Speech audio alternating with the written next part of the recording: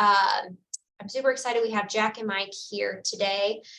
So those of you who don't know Jack and Mike, I've worked with them now. I feel like we've worked together for several years.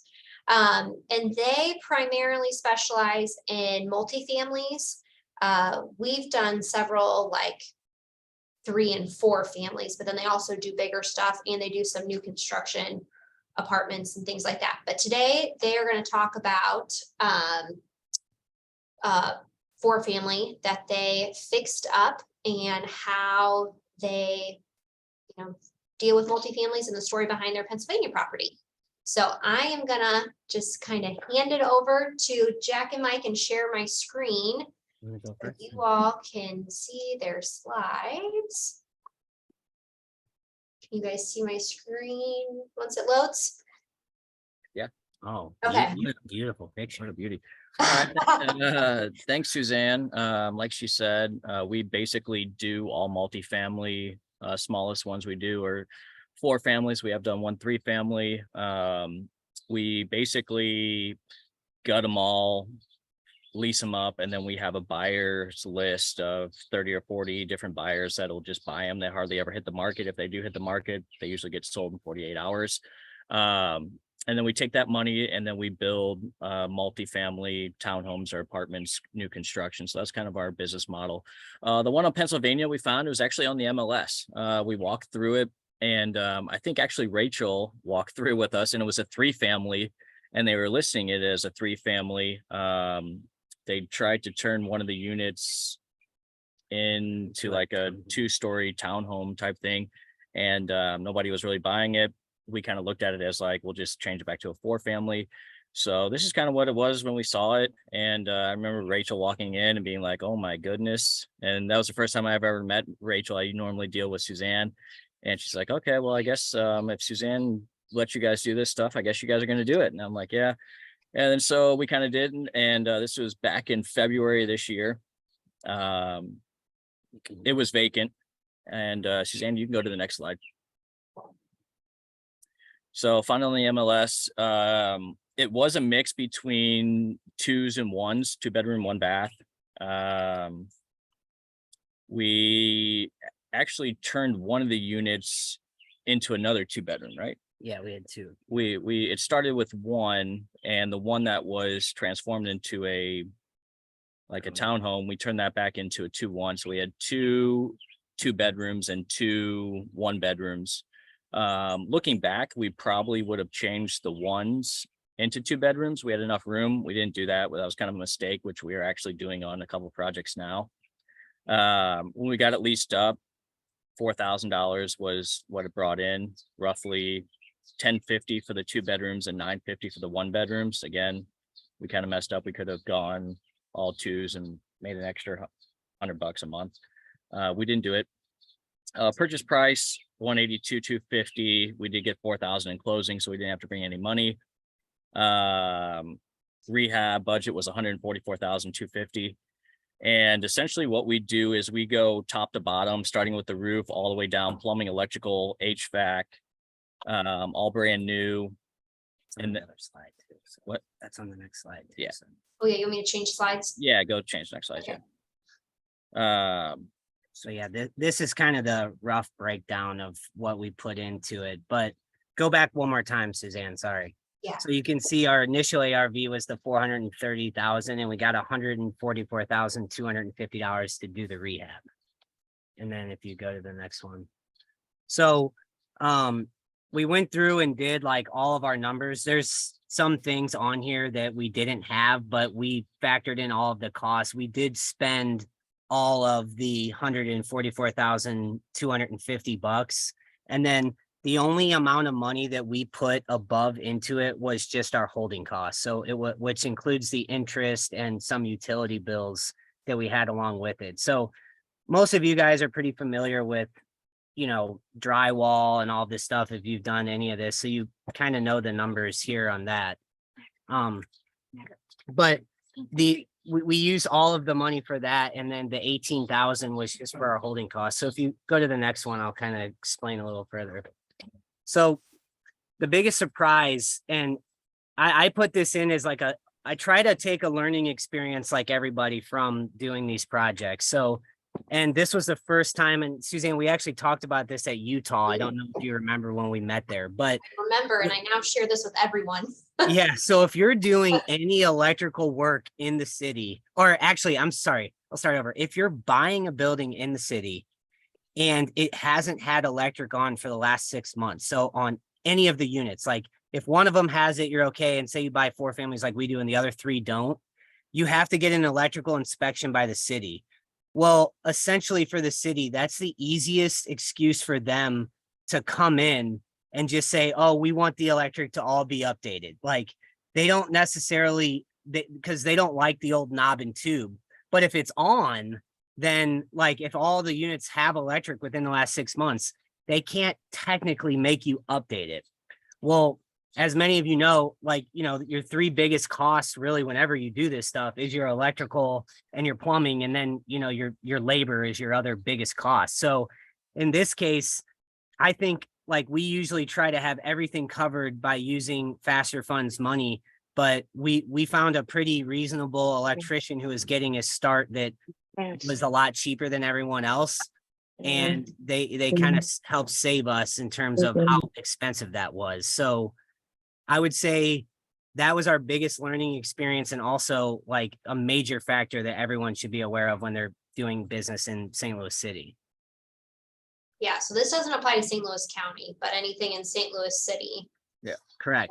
And these are some of the pictures. I know we kind of squeeze those in at the bottom, but I don't remember if we had before pictures on there, but the outside was obviously pretty rough. And then this is those cabinets I'm talking about, just the white shaker that we do there. We always put washer and dryers. If you're in multifamily space at all, I highly, highly recommend. You can get $100 more in every unit for just putting the washer and dryers in the unit. And so that is like a major money. I mean, it costs money, but it pays for itself the first year. And then every year after that, you're, you know, making more money. And then, you know, you can kind of see the work that we do, just pretty standard stuff, the vinyl plank flooring, and we do new toilets. That you can't really see in the shower, but many of you have probably used, we buy this jet coat stuff. You can buy it at Hoods, or Henschel Sales sells it as well. And it kind of looks like tile, but it's a surround. So it's kind of a better look. And the other thing is a little bit more expensive than tile, but saves on labor like crazy, because they're just like, you just place them in there. Groutless. It's groutless. You just seal it on the back and stick it on the wall, and it looks great. And takes them pretty much no time to do it at all. Well, probably from a maintenance perspective, that's probably easier for tenants too. Yeah, definitely. Yeah, absolutely. Yes, definitely. So if you go to the next slide, I'll let Jack jump in and take that. Kind of funny you say that, Mike, while we're watching John Otto tile the bathroom there. So just side note. Yeah. On your high end stuff, though, I think John's doing it right there. I wouldn't put that in your high end, but I agree. Yeah. So final rehab costs, $322,500, other holding costs, $18,000 plus a 3% exit fee. List price was $460. We sold at $460. Again, we thought it was $430. We had probably 5 or 6 buyers fight for $460. We probably could have done, you know, went and said, give me your best and final, and probably got $485. We didn't do that. It was maybe a mistake. The profit was $109,825.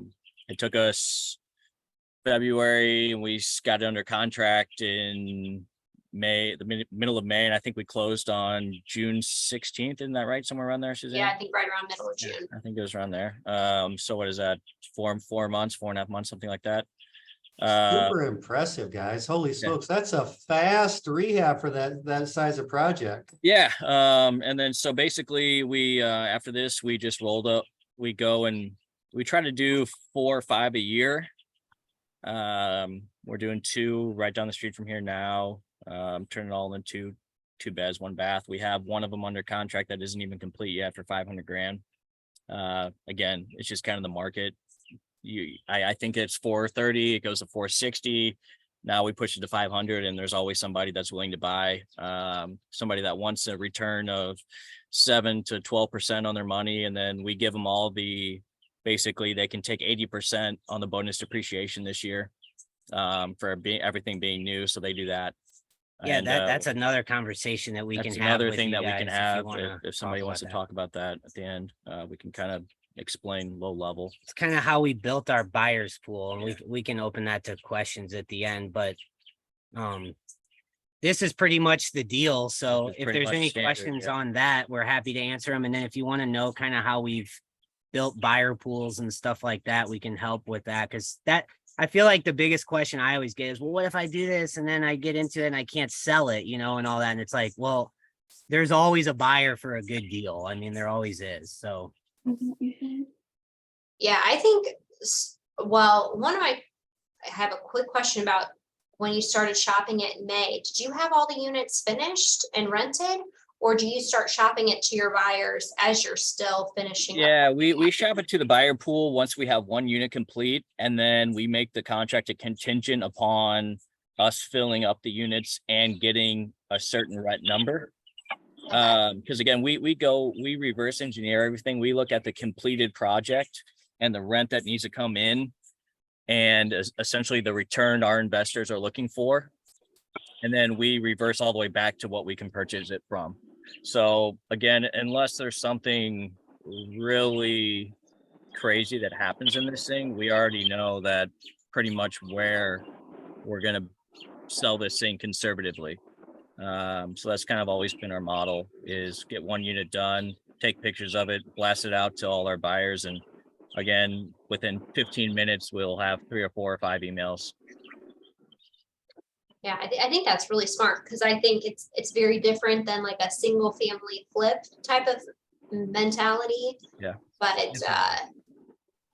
I think finding a buyer sooner, so you don't have that waiting period.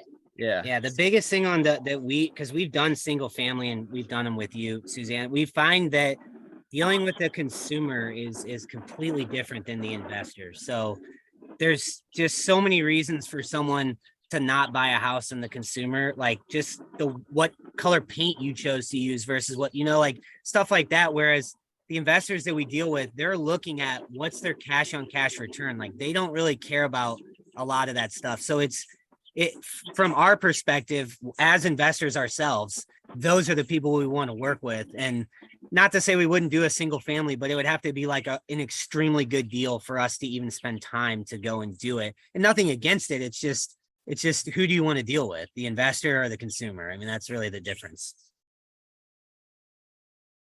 Yeah, I think you all have found like a really unique niche with that. I think, you know, a lot of people wouldn't know where to begin with that, but I feel like that's a skill that you all have about figuring out like where to find those buyers, how to market to those buyers, and how to provide a product that they like. Do you guys provide property management, or do you just partner with other property management companies, or you just?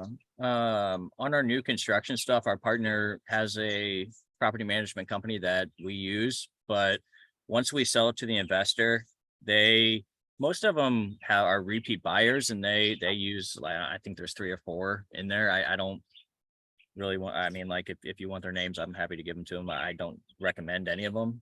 I don't think any of them are really. I was gonna say throw out their names, but then you said you don't recommend it. Yeah, I don't recommend any of them. I mean, I don't think any of them are great. But again, if you want some names, I'm happy to throw them out there.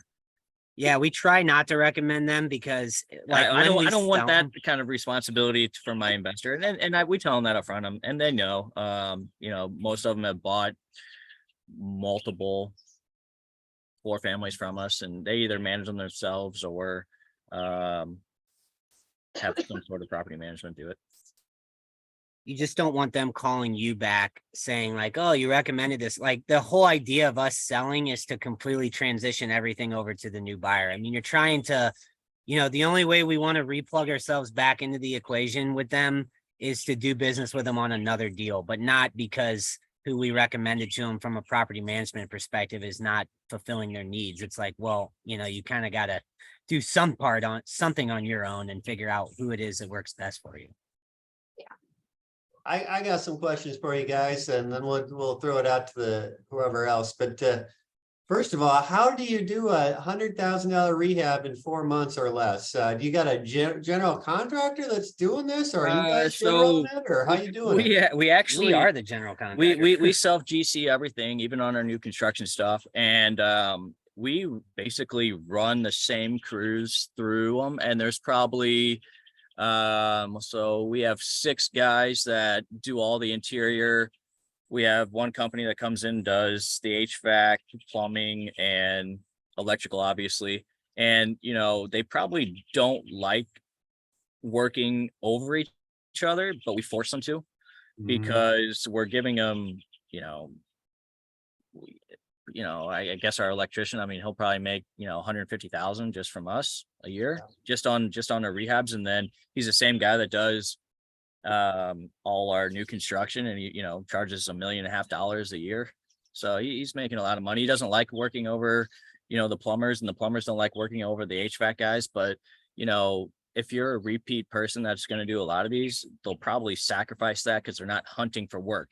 2 or 3 years ago, when they had a lot of work, it was maybe a little more difficult. But then once they kind of caught on, now they understand kind of how our game works.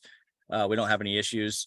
I also will say that from kind of now going forward, you're going to start seeing some of these guys' prices come down. Work is starting to dry up kind of at the bigger level at where we're seeing all the new construction. It's kind of drying up. Some of those new construction guys that wouldn't even talk to you 2 years ago, now they're coming back and looking for work. Yeah. Very cool. So let's talk about the bonus depreciation and how you find your buyers list. Super cool value add to your buyer. I didn't even realize you could pass along bonus depreciation. So Yeah, exactly. Yeah. So The biggest thing on bonus depreciation is it's based on the first year of all of the work being done. So like if we were to finish this project this year and then hold it until next year, that bonus depreciation could get taken up, would come to us. But if you start, like, let's say, just for easy, you start in January of 2023 and you were to sell it, 4 months later, it's still within 2023. So you can actually sell it, like we would make our profit on it. But then what we do is we are number freaks. Like, we know what goes into these projects and we track everything. I mean, every receipt. Obviously, we send it all into accurate dispersing, but if we spend over, we want to know exactly how much over, because like sometimes your statements that you sell versus what you spent over versus what you got from like FasterFunds, is those numbers don't always look the same. So because you might spend overage, so you need to know what you actually make on them. But when we have a spreadsheet, what we do is we'll sell it to our investor and we'll say, hey, we put, like in this case, $144,000 into it. And a certain percentage of that was labor. So you can't depreciate labor, but you can depreciate all of the materials at a certain, and that's for an accountant. I don't know. They all have their own number of years that you can bonus depreciate it. So we pass that on to our clients. So we try to sell it to them as like, hey, you're getting a building that's finished top to bottom, plumbing, electrical, roof, windows, everything. You're also like, you have to put X amount of money down. So you're making, say, an 8% return on your money. Plus you can bonus depreciate, call it $100,000 against your income. So now it's just, it makes them think about it differently, where they're like, oh, well, I'm not making 15% of my money, but I'm making 8% on a brand new solid investment. And I'm also, say they make 150 grand a year, they're taking their 150 grand a year taxable down to like, 87, whatever it is, 70, 80,000. So it's just, you can make money so many ways in real estate. And since we started doing this, it's interesting. We have like, most of our buyers aren't even from St. Louis, because they'll be in like Texas or in these high income earning states where they make way more money, but real estate's way cheaper here and they can bonus depreciate against their income. So it's like, it becomes a lot easier to find them. And some of it is just education, right? I mean, you have to educate people on this. So you got to take that time. But if you do, we have like 20 or 30 buyers every time that are interested in these projects. So it's a really a great thing for us and for them. all right, I'm gonna just follow up with that just a little bit. So you're talking on $144,000 rehab, there might be $100,000 in bonus depreciation, give or take, and we're just estimating here. Yeah. And so that takes a guy's taxable income, like you said, just using your example, you take a guy that's got $180,000 annual income, that can drop his annual income by $100,000, which is saving him $30,000 or $40,000, depending on what their tax bracket is. But so in year one, it's not something, it has to be. We basically say that, you're going to make an 8% return on our building, and then your tax savings is probably anywhere between another 5 to 12%, depending on what tax bracket you're in. And then obviously we send over the our Excel spreadsheet, and then we have been on calls with the buyer and their accountant before. And they've done it that way, and then the accountant explains it to them, because most people are like, how did they don't even know how it works. And then they get their accountant involved, and the accountant kind of backs up what we tell them, and then they're like, well, this is like a no-brainer, this is like the easiest thing in the world, I'm going to do it. So it's pretty easy from that regard. Awesome. So following up on that, so bonus depreciation is slowly getting diminished. That's the downside. We were going to bring that up. So sell as many as you can in the next year or two. Exactly. It went from it's 100 to 80 to 60 to 40 to 20 to, I believe, 0, which is just ridiculous. But hopefully everybody get out and changes. Everyone vote.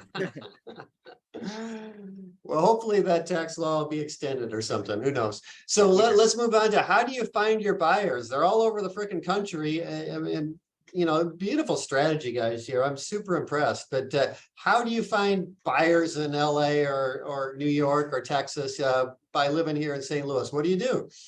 One easy way is just to reach out to real estate agents that work with investors. It's just such a low-hanging fruit thing. And once they walk through our building once and they see that we've done up everything, and they're like, okay, great, here's my buyer list, and we'll give them a fee or we'll pay them money. And maybe we have to use that realtor one time, but then once the buyer works with us, they constantly hit us up.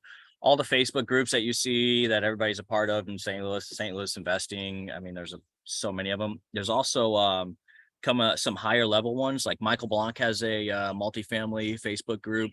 Tim Bratz has one. Rod Khalif. Rod Khalif.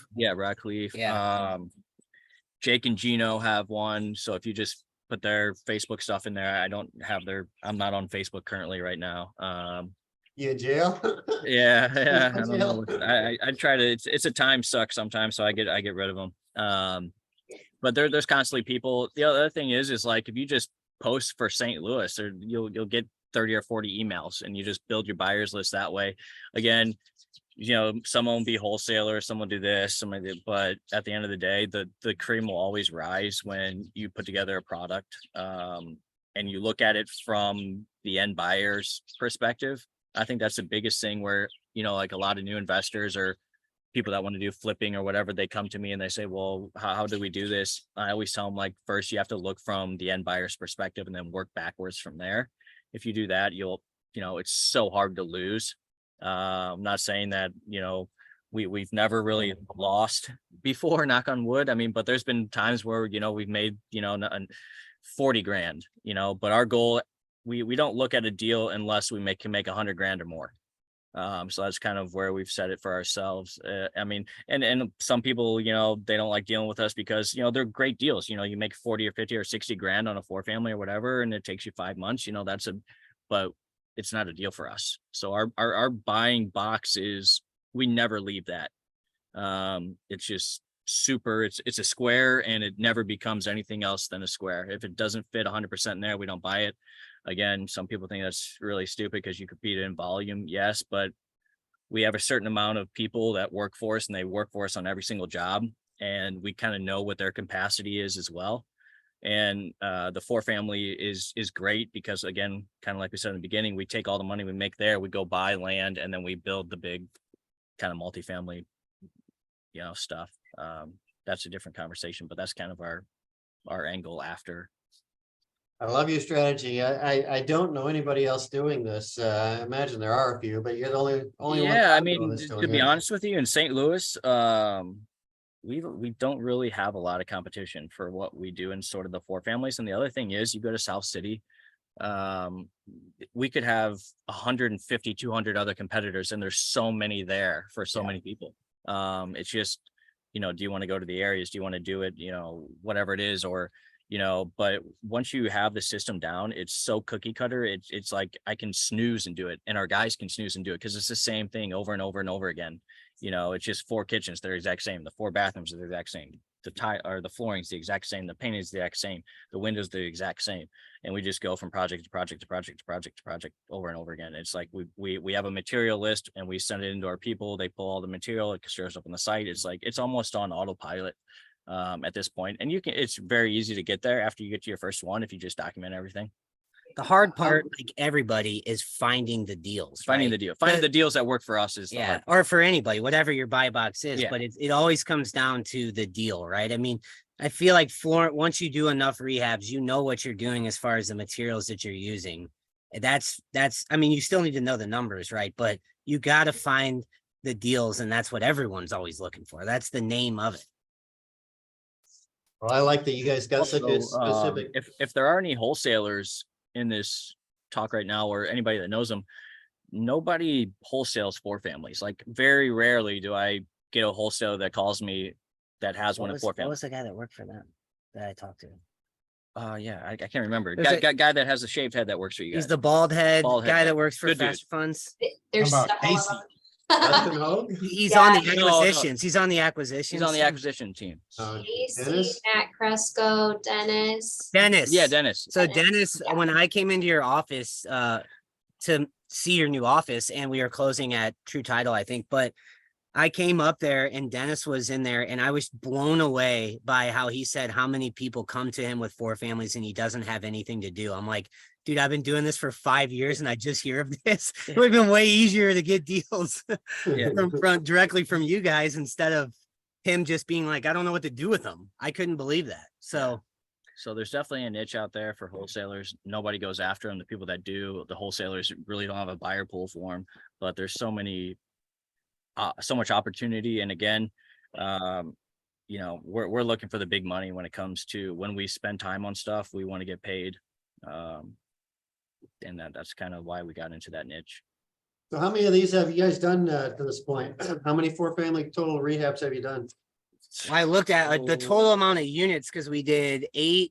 We've done an 8 unit and we've done 24 units, not with FasterFunds money because they were a little bit on the higher side, but I think we've done 108 Total units. total units in the Wow. city and we were like, our goal when we first started this, like everyone's goals changed, was to hold on to them and to just, create the financial freedom, all that stuff.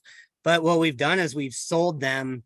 And like Jack was saying, is we've bought land and we're going to build new construction on there. And that's ultimately where we want to go with it. But, everyone's goals are different. So this strategy works for buy and hold for Burr. Yeah. Like it really works. Like if you buy 4 of them a year, you could easily keep 2 and sell the other 2. So you can make that influx of money, keep the others for rentals. I mean, however you want to do it, it works for both of them. Super cool. Anybody else got any questions for Mike and Jack?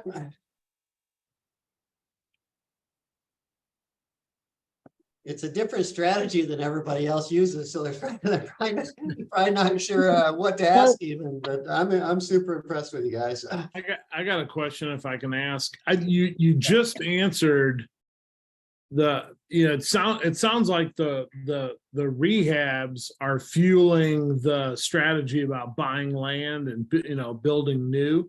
Yes. Yeah, so that was my question until you just answered it, but I'm curious as to where, like, what part of town or where's the new land, or do you we buy in the tertiary market? So outside of St. Louis, we have one that we're doing right now in Ellisville, that we're building 84 townhomes, but we're doing one in Farmington. We've got multiple lands in contract and like more of just on the outskirts of of the St. Louis County. Pacific, Barnhart, that's where we're finding big tracks. And on the ground up stuff, 84 units is the smallest. We have 162 units. We're looking for one at 400 units, the other one at 180 units. So since you're numbers freaks, I assume you guys have run all the demand information and know the markets that you're going into and what they'll pay for. Yeah. Yeah. So I think the other thing, we didn't really go over our background. So I was a lender and I worked in HUD multifamily lending before we even got into this. So my job before was to underwrite large apartment deals so I kind of learned about that. And then, just like anybody, we just started very small. I mean, like I said, we've done single family homes, 4 families, then we bought an 8 family, then we bought 24 units. Now we're, getting into the building side. And the interesting thing about building is that it is way longer, way more time consuming, but it's actually way easier because you don't have to run into surprises. You run into, so like some of the 4 families, like, again, some of them that we kept, like when Jack was saying we haven't lost on deals. Well, the whole idea is to make sure you don't go outside of your buy box, right? So that if you do spend more money than you anticipate, there's still margin for a sale. But like in the beginning, our goal is to buy and hold them all. So if we, didn't spend more and we were below that 80%, we would just go get long-term debt, hold on to it, let it cash flow, yada, yada. But at times that we spent, like COVID kind of changed our game plan in the sense that everything went through the roof. And like when we first started working with Suzanne and going to these properties, we were buying 4 families for like in the low hundreds. And then by the time COVID came, they were worth 450, 500. We had $300,000, worth of equity in them. So then we started being like, whoa, like, is this even worth keeping? And then we sold, we found land, we bought it. We figured out how to do financing for that. And you just learn as you go kind of with that. And also it depends on what your goals are and, how ambitious you want to be too. That's another thing. Yeah. Thank you. That's awesome. Hey guys, can you speak a little bit on your build to rent stuff? Are you selling any of that? Or are you keeping them all? And how much are you going to be into each property, and what do you think you can rent them for? Yeah, so we're going to hold everything. We get a construction loan. The one in Ellisville, we got a loan for 18 million and it appraised for 38 as complete. And then so what we do there is we get a HUD loan. Obviously, Mike said that he was a HUD lender, multifamily, before he started getting into this. So then on HUD loans, it's crazy. It's the only commercial loan where you can get 35 years fully amortized over 35 years. And they let you go up to 85% LTV. So obviously you can kind of do the math, 38 million times 0.85, that gives you whatever that gives you. And we're only in it for 18 million. So then our plan is to cash out tax-free money on the back end. And then we reinvest it back into other deals. That's our then goal. we just So like with HUD lending, it's a very unique product that if you talk to the average person and you say HUD, they usually think like low income or like FHA loans, which it is an FHA loan product, but it's specific to multifamily and it's extremely niched. But what it does is it's government backed. You have a bunch of criteria that you have to, check off. They're very difficult. I'll just say that. You have to meet all their criteria. But the good thing is when you're building, you can meet their criteria. It's very difficult to meet their criteria on older buildings because you might have to change so much, they barely make sense. But on new construction, they give you a criteria up front, and you just have to decide if doing those extra things makes sense for the financing. But all the things that I've run, it is like the holy grail of financing, because it's if you build it with a HUD loan, which is hard to do on the front end, you have to put 15% down on the total cost of the project, and you get a 42.5-year amortization at a fixed interest rate. Like I had friends that I met from doing multifamily that during COVID, when rates were stupid low, they were building $50 million projects at 2.5% interest rates for 42.5 years. I mean, it is like ridiculous. Now they're obviously not as advantageous with the rates, but they're still like 5.25, and they're fixed for ever. So if your numbers work day one, then they're going to work for the next 35 years, as long as you can, manage it right. And, that's a whole separate thing, but that's our goal. And the other thing is they're all, like, what's the word? Fully assumable. Well, they're fully assumable, but they're all non-recourse products Yeah. too. So Yeah. once you put them in place and you check their boxes off, it's completely separate from you and your finances. So like if You're not responsible. you're not responsible. If the building burnt down or something happened, like they couldn't come after any of your funds. They would just have to, you're two separate entities at that point, which is completely unique to most products out there.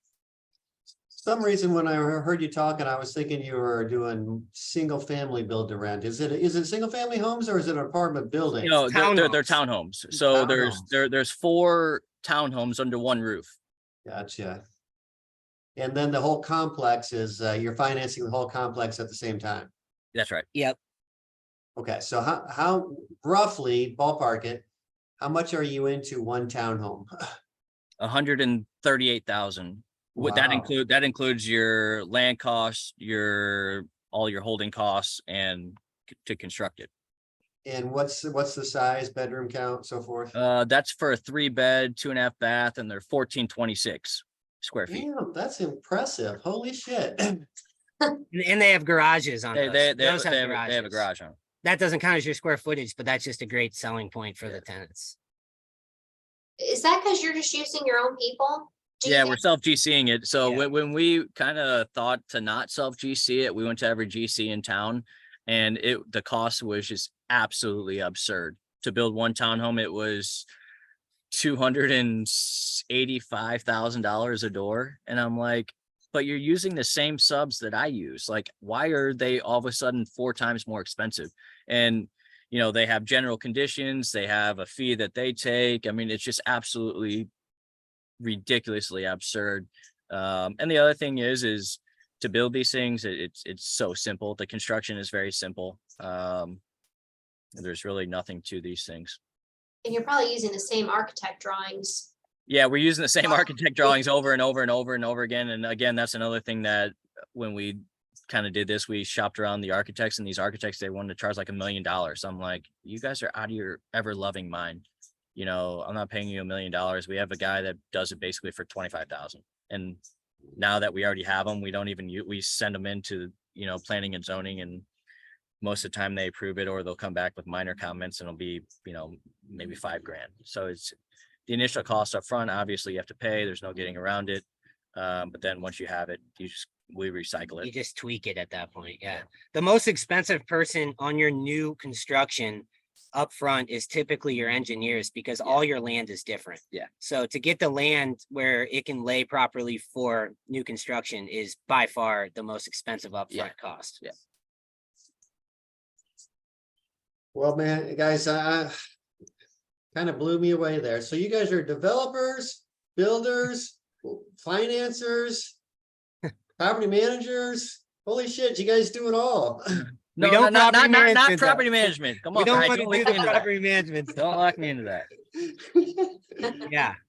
Yeah, it's fun and it's busy, and I mean, honestly, I know this is like a cliche thing, but this all started with you guys. So Yeah. I mean, for FasterFunds, we have to give you a huge, I would say we've worked with other hard money lenders, and just throughout our tenure of doing this, and you guys are by far the best. And Suzanne is, in the beginning, she would show up, and I feel like it's a huge team effort, and you want us to succeed as much as we want to succeed. And so I would say, going back to buying, we bought, I'll never forget, 4913 Devonshire. We met Suzanne for the there. first time. Yeah. She got us that property, and ever since then, it was kind of like a love at first sight with real estate since then, and we've just kind of gone all in. So And the other thing I would say to people is everything is a moment in time when you do these things. Like, there's going to be ups and downs and ins and outs and whatever, but everything is a moment in time. Just keep putting one step, in front of the other. And the other thing is like, be honest and upfront with the lenders if stuff goes sideways or whatever. I mean, there's been a couple times where I need to call Suzanne and be like, Suzanne, listen, like, we can't get material in, we need an extra month on the loan or whatever, and it's never an issue. But be upfront. And then the other thing is the only thing that really limits you in this thing is your mindset. If you have an abundance mindset, I mean, you can absolutely crush it in this thing. We've been basically doing multifamily for 5 years. We have, just under 1,000 units under construction. And In the pipeline, and rather. in the pipeline and under construction, and kind of our goal is to get to 5,000 units built, and then we'll retire where you are down, Brian, in Arizona, Sedona. in Sedona. That sounds good. I'd love to have you. So I got one more question for you. I keep thinking of things. So you probably said this and I missed it. So you guys you're developing your land, then you're doing new build, and you're getting HUD loans, but the HUD loan is on the end, right? You're not using. Correct. Yeah. What are you doing for your bridge financing on the development and the construction? Yeah, so we use small local banks. So like Sullivan Bank has been a great partner for us. First State Community Bank. They will not come in St. Louis County, but they do the one down in Farmington they're doing for us. They're another great partner. What's great about kind of the townhome niche that we found out is they kind of look at it as if you're a single family home builder. So we put 10% down usually, or 20% down on the land, and then they'll finance 100% of the cost of the actual construction. So early on, what we had to do is, for 18 million, we actually phased it out. So we got 3 $6 million loans. Because our net worth was a little over 6 million at the time or whatever. So we bought the land for a little over $1 million. We put $120,000 down, and then they financed the construction. And then once we completed the first phase, we got out of that. Then they just kept extending the line, which has been fantastic. I mean, it's super easy. Another bank that we do like, when we did hold the 4 families, was St. John's Bank. They were tremendous, super easy to work with, old school. Brian Buster is he's really a good guy. I can't recommend him enough. We've looked at other banks and they haven't really fit our model. So again, it's like in everything, perseverance with everything. Not every bank is going to be a fit for your business. So, if you get your feelings hurt after 2 times of being told no, like this isn't a game for you, continue calling people. That reminds us, for real, at that same property, Devonshire, the first property we bought, I think we talked to 8 different banks before someone would allow us to refinance out of the FasterFunds money to long-term debt. So, and that was like our first big like perseverance thing, was like, oh my gosh, we have this loan, and now what do we do? Like, how do we get out of the hard money and into long-term debt? And we took a lot of, and actually we don't work with that bank anymore. It was Carrollton Bank did it. And then shortly after, when COVID came, they like completely changed the way that they do, at least for us, they did. And then ever since then, we've just built too many relationships. We haven't even tried back with them, but maybe they're different now. I don't know. Also, That is true. We used to do a ton of refi, like Carrollton would refi on a bunch of our loans, and we haven't seen Carrollton hardly at all in the last couple years. Yeah. Another good bank is UBU, our Bank of Union. Yeah, Bank of Union. So again, we go in tertiary markets. So like we try to stick with of course, banks of anything that's happening in their area. They're happy. I don't know if they'll give you the money or not, but they're happy that you would stop in and consider, like, because they want to lend in their community, like all banks. So that's the easiest place to start. But like back to Jack's thing, like, because people always ask us about the multifamily, stuff, and they're like, well, that's crazy they do that. But really, when you think of townhomes, like it's much safer for them because we can phase this out. And actually what we do is when we finish them, we start renting them. So like the bank is feeling better as you're going. Like we've tried looking at 4/2, 250 unit apartment buildings. They are way out of our league. And like we would have to raise 35 to 45% of the total cost of the project. And some of them are 30, like we had a roughly $50 million deal we were working on, and they wanted us to bring 45% of the, I'm like, at that point, we might as well raise the other 45% and just build it all on our own. I mean, they wanted to use all of our money up front. And the reason is because the risk, like you have to complete the whole building to rent it, versus townhomes. You can build 1 4-family of townhomes under one roof and rent it. And as soon as they see the rents coming in, they're like, oh, this works. Build another one, build another one, and and if you ever get to a point where they're not renting anymore, you can just stop. You can just say, oh, well, we're maxed out on what we can rent them on. We won't build anymore. The bank's safe. You're safe. It's just much more of a safe investment that way. I think that is a huge perk. You know, you see all these giant apartment buildings being built, but that's a great point of you're building essentially one for family at a time. Exactly. Yeah, Keep going. no doubt. Well, I appreciate you all so much for being on our call today and sharing all of your knowledge. I feel like you guys are really impressive in the multifamily space and have really figured it out. And I think that that's not easy. And I feel like you guys show great mindset of abundance and courage to persevere, which happen to be core values of ours that we actually just talked about this week in our team meeting. Anyways, I appreciate you all for sharing all that knowledge with everyone and taking time out of your day. And I appreciate everyone for being on the call and participating. And hopefully we see you guys all next week. We do this every Wednesday at noon. So Yeah. Also, Suzanne, if anybody wants to reach out to us, has any other questions after this, we'll put our email in the chat and feel free cool. from there. But thanks for having us again, Suzanne. You've been great. Brian, good to see you again. Good to see you as always. And yeah, maybe we should just, for those of you who want to see it, give Mike or Jack's contact information, stick around for just a sec. We'll leave it up for just a sec. So you don't put it in the chat and we leave immediately and we miss you there. So Yeah, absolutely. but yeah. There you go. That's Jack's.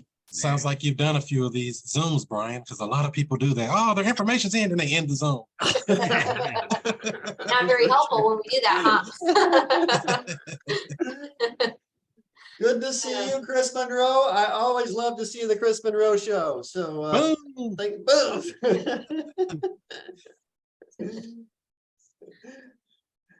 All right, we got Jack's email in the chat there. Michael, you throwing yours in too, or are we just going with Jack's? Yeah, I'll leave Jack to answer all the questions in there. All right. And then if he has any, then we'll tag team them together. But yeah, it looks like I didn't realize like you scroll through to see